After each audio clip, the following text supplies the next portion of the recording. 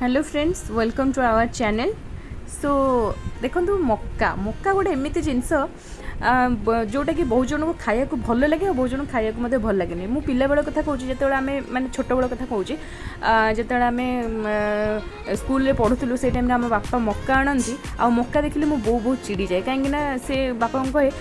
कहीं से मक्का गोटे आनुच से किए खाया भल पाए आणुच से आम घर को मक्का एत आसु नाला कि बाहाघर पर जिते मैंने बाहरी तापर हजबैंड को मक्का बहुत भल लगे खाइबापी आम एठी को भी आसेनी एत कि खाली भोजी माने जो बाहाघर भोजी भोजी गले से खाली स्वीट कॉर्न खाओ बास से किंतु एबे रिसेंट हजबैंड गोटे जगह को जाइथिले माने सेठी से कॉर्न सलाड खाइके आसथिले आ तांको एत्ते भल लागिथिला जे से आसिक मते संग संग कहले कि ना मते किछ कहि भी नांते से बाटर डायरेक्ट मक्का धरिकी ही आसथिले मार्केट रू किनिकी आ आनिकी मते कहले कि एटा मो पई सलाड करके दियो आ आपण मन तो जानिथिबे जो भले गरम होउचे एथिरे रोसई करिया पई एत्ते माने चिड्डी लागुची कहयार नै तो मते पूरा सुविधा मु कहली ना खाली मक्का को सिझे दूची खाली माने चिली पाउडर आउ लेंबू बास पकईकि खाई दियो किंतु से कहले ना मु मक्का सलाड खाइबार अच्छी माने अच्छी तो मते तमे बनईकि दियो आ हजबैंड कहबे तांको कथा मु पुणी न रखिबे एमती कोन हेई परिबो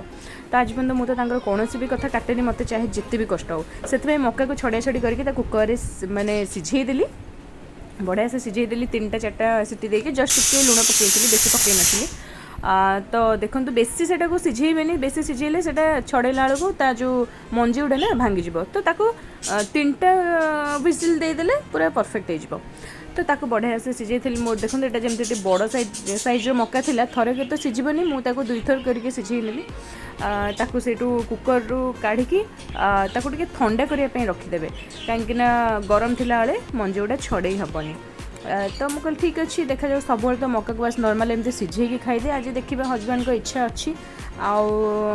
मक्का सलाड बनईदेव तापर घरे भी सब इंग्रेडिएंट्स अवेलेबल थिला तो ये गोटे छुरी साहाଯ୍ୟରେ ମୁଁ ताको टिके चेक करदेली सिझी कि नाई तापर सेटा गोटे गोटे करके एमती ताको गोटे प्लेट को काढ़ी नेली माने पानी रू सेटा काढ़ी नेली काढ़ी ताको ठंडा हवा पई छाड़ देली तो माने ठंडा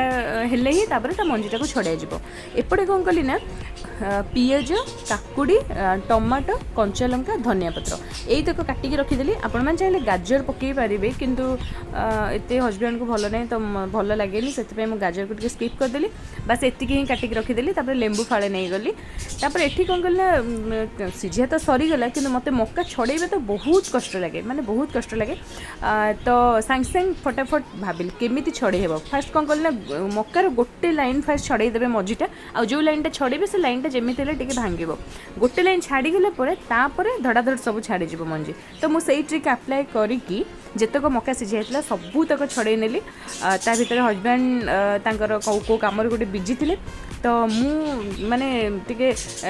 हरी मुड्रे थी कि से आसे पूर्व मुझे मक्का सलाडटा बनईके देदी ताकि से खुशी हो जातु एपटे कौन गला जहाँ सब कटाकटी कर रखी थी सहित जो मक्का सिझाटा को मिक्स करनेली तादेह टिके लेंबू चिपुड़ी कंचा लंका भी पकई आपण चाहिए जदि बेसी जो मैंने तीखा खाती तो से चाहिए जीरा लंका पाउडर होममेड जोटा थी सेटा आपण मैंने ये आड करेंगे कि मुझे कंचा लंका पकई और से स्किप करदेली एबे आपण मैंने हाँ लास्ट को टिके ब्लैक सॉल्ट आड करेंगे ताकि टेस्ट पूरा ज़्यादा लगे आउ देखो ये मोर मक्का सलाड पूरा रेडी हो गला आउ मत रहा बाकी खाली हजबैंड को खाया दबार आउ से तो देखले पूरा खुशी हो भावुची मोर ये भिडियोटा सर्ट भिडियोटा आपण मानक बहुत भल लगे बहुत पसंद आसो आपण मैंने कौन मक्का सलाड करेंट कमेंट कहे जो मानक भल लगे से कथा भी कहे ता सहित चैनल जदि नुआ अच्छा प्लीज लाइक शेयर और सब्सक्राइब डेफिनेटली करूँ आउ मत टे सपोर्ट करूँ आपण मैंने जब मोठार किसी सपोर्ट चाहते तो डेफिनेटली मुझे तुमको सपोर्ट करी ओके तो आ सहित मो भिडियो टी ये एंड करुँची पुणी देखा नेक्स्ट वीडियो से पर्यंत रही Jai Jagannath love you all again कहूँ please please please like share और subscribe to my YouTube channel Priyanka Saurajit creations bye love you.